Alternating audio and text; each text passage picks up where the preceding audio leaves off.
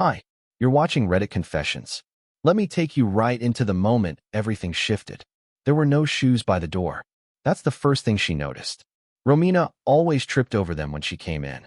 My sneakers, her slides, the old pair of hiking boots we never used but never threw out. But tonight, the entryway was spotless. Not cleaned, emptied. Then came the second thing. Her keys clicked against the counter and echoed. Echoed. That's how she knew something was wrong. The apartment didn't feel full anymore. It felt hollow, like the walls had exhaled. She didn't call out my name. She just stood there, still wearing her little black dress and half a spritz of guilt, staring at the living room like it might speak first. The couch was gone. So was the rug. Even the photo on the fridge of us at her sister's wedding was missing. The silence wasn't accidental. I curated it. Let me rewind, but not far. Just 5 hours earlier, she kissed me on the cheek, said she had a late meeting, and left wearing heels she never used for meetings. I didn't say anything. I hadn't said anything in weeks. But I had been watching, recording, planning. She thought I was oblivious. I let her think that. While she was sipping Pinot Noir with Russell Hartman, yes, the Russell, the boss she swore looked like a lizard, I was in our bedroom folding my clothes like a ghost preparing for departure. No yelling. No accusations. Just movements. Intentional, clean, quiet. I emptied drawers, unplugged devices, rolled up the rug, took my socks, left her silence. I even took the plants. She once said she didn't like the responsibility of watering them. Fitting. Back to her, standing there, confused. She walked toward the bedroom. Maybe she thought she imagined it. Maybe she hoped she did. But when she opened the door, her stomach dropped. Her side of the closet? Still full. Mine? A breath of air. The dog bed? Gone. The note? Sitting right in the center of her pillow. Folded. Heavy. Waiting. I didn't threaten. I didn't insult. I just wrote. Don't worry, I'm not mad. Just finally listening to what your silence has been screaming. She read it. Twice. And then her phone buzzed. A message from Russell. Tonight was amazing. You're glowing. She didn't smile. That's how it started. Not with a fight. Not with a discovery. But with a perfectly clean apartment and no shoes at the door. What she doesn't know? This was just the first move. Because while she was out getting dessert, I uncovered something worse than betrayal. And next episode, you'll see why she should have stayed home. Romina didn't cry when she saw the empty house. She didn't scream either.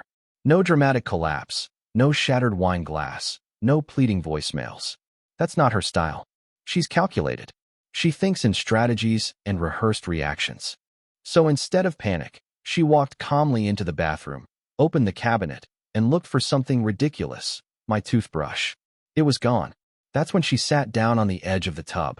That toothbrush had survived 3 apartments, 2 arguments about fluoride, and a year where we could barely afford groceries.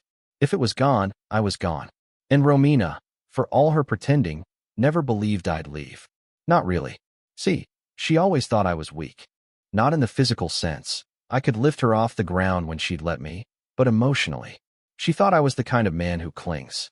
The man who apologizes even when she forgets our anniversary. The man who waits by the door when she goes out in heels for a team-building dinner.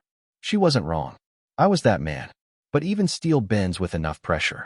The turning point wasn't the restaurant photo. It wasn't even the night I found Russell's cologne on her blazer. It was earlier, something small. Almost nothing, really. We were sitting on the couch, just scrolling on our phones. I asked her if she wanted to watch that crime doc she'd been talking about for weeks. She didn't look up. Just said, watch it without me. That was it. That was the moment I realized I had become a background character in my own life. So I started paying attention. I noticed how her smile was only reserved for texts. How she never touched her plate during our meals. How she always brought her laptop to bed, then turned away from me when the screen dimmed.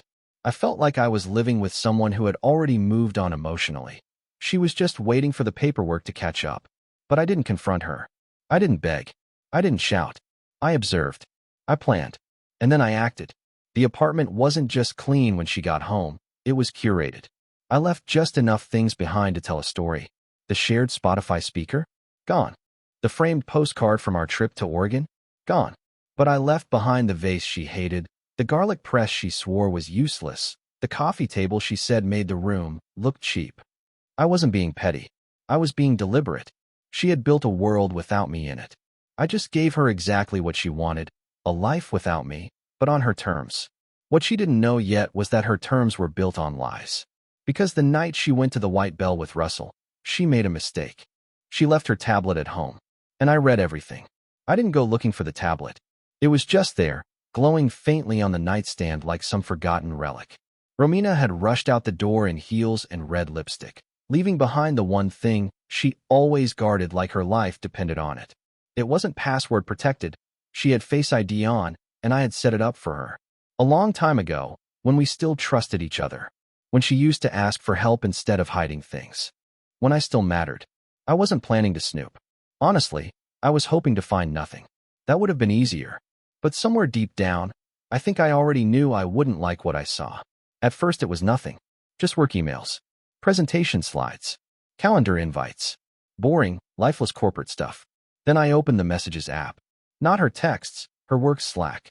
I didn't even know she used it for anything beyond emoji reactions. But there it was. A private message chain with a contact saved as R. Hartman. Offline, which I later found out meant she had muted it, so no push notifications would appear. Clever. Too clever. The conversation started off professional enough. A lot of let's circle back and please see attached. But then it shifted. Slowly. Subtly. A compliment here, a playful jab there. Inside jokes. Then flirtation. Then photos. Nothing explicit, but somehow worse. Photos of them out late after a meeting. Her laughing with her hand on his chest.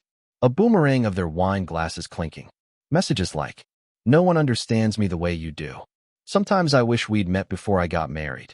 He's a good guy, but he's not you. That line. That one line. He's a good guy, but he's not you. I don't know why that wrecked me more than the rest. Maybe because I knew it was true. I was a good guy. A painfully loyal, overly accommodating, semi-depressed, aging golden retriever of a husband. The kind of man who notices her new perfume but says nothing because he doesn't want to sound jealous. The kind of man who does the dishes even after cooking dinner because she's too tired. The kind of man who asks if she's okay, even while slowly unraveling himself. I felt sick. My ears were ringing. My hands were trembling so hard I nearly dropped the tablet. But I didn't stop reading. I couldn't. There was a message timestamped just 2 days ago. It said, don't worry, he'll never leave. He needs you more than you know. That was the moment something in me went quiet. Not broken, just off. Like someone pulled a plug inside me and drained all the emotion out. I sat there in that half-lit room, surrounded by photos of us smiling through years of now obvious lies. And I knew I wasn't going to confront her. I was going to disappear from her life with the same level of care and gentleness that she pretended to show me. By the time she was sipping wine across the table from Russell at the White Bell, I had already loaded the final box into my car. I didn't rage. I didn't leave shards. I left silence. I wanted her to return to a home that looked like she blinked and reality rewrote itself. She had no idea that in the hours she spent pretending she was someone else, I was writing the closing chapter of a life she thought she'd always control. But the story isn't done. Because what I found after the messages. It turned everything I thought I knew into something far darker than just an affair. And it involved me in ways I never asked for. I almost didn't open it. The folder was buried deep, inside a rarely used writing app Romina kept on her tablet for work. It was the kind of app she said she needed for note-taking during strategy meetings. But let's be honest. No one writes 57 drafts for internal emails. The icon next to the folder was a tiny red dot, unread content. It was labeled Drafts, Personal. No passwords, no fingerprint lock. Just sitting there, as if daring someone to look. And I did. The first document was harmless. A rambling brain dump from last year, titled October Thoughts. Some bullet points, a grocery list, an unfinished idea for a company wellness initiative. But the second file? That's when my heart slowed. It was titled, If I Ever Leave Him. I stared at it. My thumb hovered for a solid minute before I tapped. The screen loaded a wall of clean, cruel text. No intro, no warmth, just bullets and contingency plans. And I swear to you, I stopped breathing when I read the first lines. Cell narrative. I was emotionally neglected for years. Easy to believe. Play up therapist card. Mention marriage counseling that he refused. Not true. Make sure mom is on my side before things go public. If needed, frames situation as financial incompatibility. No one questions that. There was no anger in her tone. No pain. It read like a strategy deck, like I was a client to be phased out with minimal PR risk. The next few paragraphs were worse. She listed out her assets. What she'd keep, what she'd let me have to avoid resistance. She noted who to message first in our shared friend group to manage perception.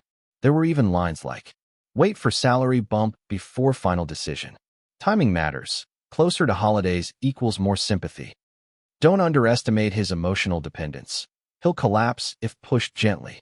I felt cold all over. It was like reading the instruction manual to my own erasure. And worst of all, it confirmed what I didn't want to believe. She had been planning this. Long before Russell. Long before the white bell. Maybe long before I ever noticed the distance growing between us. She didn't fall in love with someone else. She had outgrown me and decided to make my exit look like my fault. I wanted to scream, but I didn't. Instead, I copied the files to my flash drive, the one I kept taped to the underside of my desk, then deleted my browsing trail. I returned the tablet exactly where she left it. By the time she got home, tipsy and glowing from her dinner, the house would be clean and her secrets untouched, as far as she knew. But here's where it gets even more twisted. Because as I packed the last of my things and checked the USB drive for copies, I found one file that didn't look like hers. It was older, titled Letter Never Sent, with my name in the corner. I opened it. It was dated 3 years ago, before the coldness, before the distance, before everything turned sideways. It was a letter Romina wrote to me, but never sent. And it wasn't cruel. It was raw, vulnerable, filled with apologies. I'm scared you'll stop looking at me the way you used to. I don't know how to ask for help without sounding dramatic.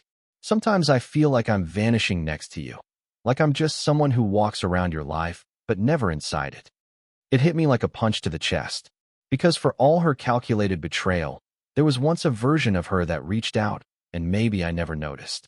Maybe I was too distracted with my own insecurities, too emotionally blind to see her slipping. And now it was too late. Because whatever that woman had been, she was gone now. Replaced by someone who'd rather rehearse a breakup strategy than speak honestly to my face. So I left the letter in the folder. I left the tablet where it was. I let her come home to a silence that stretched wider than any confrontation could ever reach. But I also left something else behind. Something she wouldn't find until it was already too late. Romina has this ceramic mug, pale cream with a little sunflower on the side. It's chipped on the bottom and faded near the rim, but she insists on using it every morning. She says coffee tastes different in it, even though she barely drinks half a cup before rushing out the door. It's always been her one constant. Even when we argued, even when we barely spoke, even when she stopped wearing her ring. That mug was the last thing I touched before I walked out of the apartment for good. And inside it, folded so tightly it could pass for a sugar packet, I left a note. Just one line, handwritten. You'll think this is about Russell, but it never was. I wanted it to haunt her. I didn't want revenge. I didn't want screaming matches or viral confrontations. I wanted confusion. I wanted silence that felt like pressure. I wanted her to pour her lukewarm coffee, take that first automatic sip, and see the edge of the paper peeking from the bottom, like it had always been there. Like I had been watching. And I had. I knew she'd search for meaning in that one sentence. She'd try to decode it, weaponize it, dismiss it, but she'd never really understand it. Because the truth was, Russell was just the final straw. He wasn't the wound. He was the bandage she slapped on top of years of slow emotional decay that neither of us had the courage to name. She wanted him not because he was extraordinary, but because he wasn't me, and I had become the mirror she hated looking into. I left the apartment while she was still at dinner. She had no idea. No idea that I had packed every single belonging I cared about. No idea that I'd already removed my name from the lease. No idea that I'd paid the last month's rent in advance with a memo line that read, "Farewell gift." No idea that I had left the dog with my sister, the only soul in that apartment who still ran to the door when I walked in. What she also didn't know is that I'd already gone to see her mother. That's right. Before I left town, I took a quiet little detour to the one person she still listens to. Her mother and I have a complicated history. She's blunt, judgy, the kind of woman who could cut you open with a compliment. But she always respected how much I loved Romina, even if she never thought we were a good match. So when I showed up at her front door unannounced, eyes heavy and voice shaking, she didn't ask questions. She made tea. She sat. And for the first time in 9 years, she listened. I didn't share everything. I didn't show her the messages or the folder labeled "if I ever leave him." I just told her I was leaving. That I wasn't angry, just done. That Romina had drifted too far away to reach anymore. And as I stood up to leave, her mother did something that shocked me. She reached for my hand and said, "You were never the problem, Ellis." She just didn't know what she had. I didn't cry in that moment, but I almost did. Because deep down, I realized I wasn't mourning the end of our relationship. I was mourning the years I gave someone who was already building an exit strategy before I even noticed the cracks. As I pulled out of her driveway, I got a message from Romina. It was short. Just, "Are you home?" I didn't reply.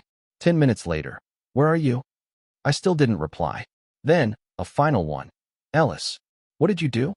She had found the house empty. She had poured her coffee. She had read the note. And now, she had no script. No defense strategy. No carefully crafted victim narrative. Just silence. And that one sentence echoing through every room she thought she controlled. But here's where it turns. Because I thought I was the one leaving her behind. Until I got a message I never expected from someone I hadn't spoken to in 5 years. Someone from her past, who told me that Romina's betrayal with Russell was just the tip of something much, much deeper. I had just crossed into Michigan when the notification buzzed through. My phone was resting on the passenger seat, screen dim, face down, like it was trying to mind its own business. But when I glanced over at the name, I felt the steering wheel jerk ever so slightly in my hands. I pulled over, parked on the shoulder, put the hazards on. The message was from Jack, Romina's ex. The same Jack she hadn't spoken to, allegedly, since before she met me. The one whose name used to show up in her dreams and then vanish the moment I asked, "Who's Jack?" The one she swore she blocked years ago. The same man I'd quietly resented ever since she mentioned, early in our relationship, that no one has ever understood me quite like he did. That Jack. His message was short and surgical. "Ellis, I know you left. I need to talk to you. It's about Romina. She did it to me too." At first I thought it was fake. Some kind of elaborate prank or trap. But the number matched. Same area code. Same last name on the profile. Same awkward punctuation. He hadn't reached out in over a decade. Not once. Not even when Romina changed her last name on social media or when mutuals accidentally tagged him in old college reunion photos. He had been a ghost. Until now. I didn't respond right away. I drove another 20 minutes, pulled into a gas station, and just sat there with the engine humming. My hands trembled more than I wanted to admit. I wasn't ready for more. I thought I had closed the book, left the house, sealed the chapter, whatever metaphor makes it sound clean and final. But here was this man, this shadow from before me, tearing open something I didn't even realize was still bleeding. So I messaged back, "I'm listening." He called 2 minutes later. No small talk. No apologies. Just a voice raw with something between anger and exhaustion. "Romina's a pattern," he said. "I thought it was just me. I thought I was the one who broke her." He told me everything. About how their relationship, back in their early 20s, had followed the same arc. The slow distancing. The emotional gaslighting. The private folder she kept hidden on her laptop, filled with lists, drafted breakups, and plans for the narrative she'd feed her friends. She had mapped out how to make him the villain before she ever left. "She made me believe I had hurt her," he said, his voice tight. "She told people I was possessive. She said I was the reason she couldn't grow. Ellis, she even said I weaponized kindness." Does that sound familiar to you? It did. Far too much. But then came the part that froze my blood. He told me that Romina had reached out to him 3 months ago, under a fake name. Through a wellness account she ran anonymously on Instagram. She messaged him pretending to be someone else, asking how he'd recovered from toxic relationships. He only realized it was her when she slipped up and used a phrase they'd shared in college. A private joke about frozen waffles and Wednesdays. She was probing me, he said, trying to see if I'd badmouth her, trying to test if I'd moved on or if I was still weak. I didn't engage, but I recognized the pattern. She doesn't move on. She circles back. She feeds off the idea that she was someone's unforgettable wound. I wanted to throw up, because that meant leaving her wasn't the end. It was just the beginning of the next phase, the reconstruction of her story. The one where I become the problem. The unstable one. The one who abandoned her without warning.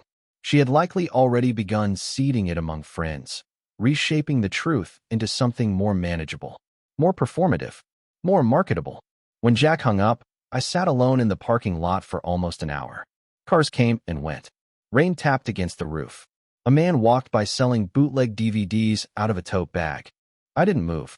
I was thinking about all the ways I had tried to protect her, all the ways I had bent, yielded, compromised, all the times I told myself she's just tired or it's just a phase.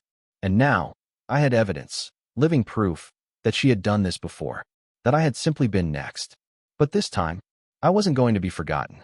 This time, she wasn't going to control the ending, because I had one more thing up my sleeve, and it was already in motion. Romina always prided herself on being ahead of the story. She didn't react, she reframed. No matter what happened, she knew how to package it, smooth out the wrinkles, and redeliver it in a version that made her look composed, misunderstood, or reluctantly triumphant. When her best friend ghosted her 2 years ago, she spun it as boundaries. When she quit her last job under suspicious circumstances, she told everyone she was misaligned with upper management values. And when we started slipping apart, she hinted to friends that I was emotionally unavailable and too passive to grow with. She was always prepping her exit strategy, never mine. Which is why what happened the morning after I vanished hit her like a slap from a hand she didn't know was raised. At 7:03 a.m., she opened her laptop, most likely while holding that chipped sunflower mug, probably still tasting the last dregs of silence from the night before, and saw my name in her inbox. The subject line? Let's not pretend. But it wasn't a rant. It wasn't an emotional breakdown. It wasn't me asking her why. I had done all that already, in my own head, for weeks. I wasn't looking for answers anymore. I was looking for truth. The body of the email was brief, but loaded. You rehearsed a story where I'd fall apart. You even drafted it. I read it. You planned the moment you'd make me the problem. And yet, I left first. You've done this before. Ask Jack. You won't get to rewrite me, Romina, because I already sent the truth. Then, underneath, I attached 3 screenshots. One from her draft titled, "If I Ever Leave Him." One from her Slack messages with Russell, the "No one understands me like you do" thread, and one from her mother's message to me, saying she didn't know what she had. But it was the last line of the email that would have made her stomach drop. This message has already been shared with our mutuals. With no edits. No commentary. Just facts. I figured you'd appreciate the raw version before the damage control begins. See, I hadn't gone nuclear. I hadn't aired every dirty secret or turned it into a smear campaign. I had simply sent a blind forward email, one that included the screenshots, the timeline, and nothing else, to the 7 closest people in our shared life. 2 couples we used to vacation with, a friend from her old book club, and, yes, her own sister. I didn't call her names. I didn't assign blame. I didn't even include a goodbye. I just shared what she had written. And in doing so, I removed her greatest weapon, the narrative. She couldn't unsend my email. She couldn't explain away the words in her own files. She couldn't erase the fact that for the first time ever, she wasn't ahead of the story, she was in it. And not as the misunderstood protagonist. Not as the woman trying her best. Just as someone who got caught documenting the downfall she had designed. What happened next, I could only imagine. I turned my phone off after that. Not airplane mode, fully off. Because I didn't want to see the reactions. Not yet. Not while I was still shaking. Not while I was still trying to remember how to breathe in a world where I had finally stopped making myself small to keep someone else comfortable. But before I shut it off, I did see one final notification. Romina had posted something. A story on Instagram. Just a black screen with white text. I always tried to do the right thing, even when it broke me. That was her attempt. Her desperate, delayed first move in a game she was no longer in control of. I didn't respond. Not to her. Not to anyone. Because that version of me, the man who waited for her to come around, to explain, to care, he was gone. Buried under too many unsent letters, too many missed chances, too many years spent performing stability while quietly dissolving. She wanted silence. She wanted control. So I gave her both, in a way she never expected. It happened in the most ordinary place imaginable. A grocery store. A place we used to go together on lazy Sunday afternoons. arguing about which pasta to buy or whether we needed more coffee beans. Only this time, I wasn't pushing a cart beside her. I was alone, free, and it had been 6 weeks since I walked out of the apartment she never imagined I'd leave. I had just turned down the frozen aisle, half distracted, checking the label on some overpriced vegan pizza, when I heard her voice behind me. Ellis. That voice, it didn't hit me like I thought it would. No wave of anger. No tightness in my chest. Just recognition. A name echoing from a past that no longer held weight. I turned around. She looked smaller than I remembered. Not physically, but emotionally. Like the confidence she wore so effortlessly had cracked in the places no one could see. She was holding a basket, dressed like she was trying not to be noticed. Her face was neutral, unreadable, but her eyes said everything. She didn't say anything else. She didn't need to. And I just smiled. Not smug. Not bitter. Just calm. Hope you're doing well, I said softly. And that was it. I didn't ask questions. I didn't lecture. I didn't bring up Jack, or the email, or the story she may or may not have told since. I just walked past her, turned the corner, and felt, for the first time in years, light. You see, healing doesn't always come with big speeches or cinematic closure. Sometimes it arrives in the aisle of a grocery store, in a moment where you realize you feel absolutely nothing where pain used to live. And now, I'm doing better. I'm staying with my sister for now, helping her renovate the upstairs guest room. I started running again, something I hadn't done since my 20s.